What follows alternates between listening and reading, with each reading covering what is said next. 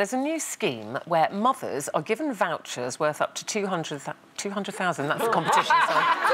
£200. This is to encourage them to breastfeed, and this scheme has been very successful. And it shows that mothers are much more likely to try breastfeeding, and more than that, stick with it, if they're paid to do it. So what do we think of this one? But what Should you be paid to be encouraged? You know...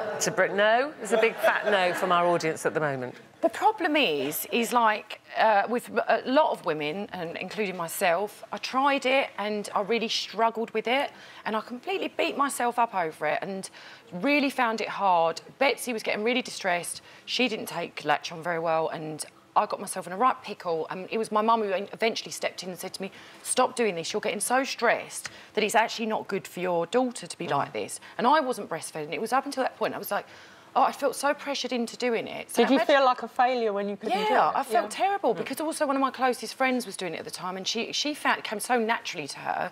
So I did feel like a failure, but more because of the pressure that was being put on me.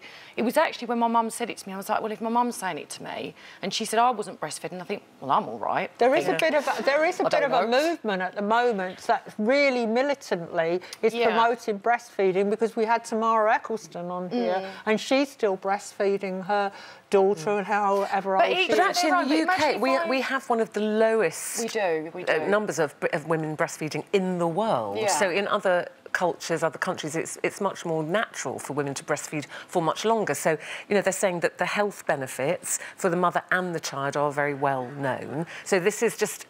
almost that people have got out of the habit of breastfeeding, so they're saying to new mothers, perhaps, but then the reward. Look, here's some nice vouchers and things, just try this, and then if you do it for a bit longer, we'll give you some other vouchers. But can you imagine how I would have felt? So I felt terrible at the time, and then to find out my friends have all got vouchers and they're all on a shopping spree, I would have felt awful.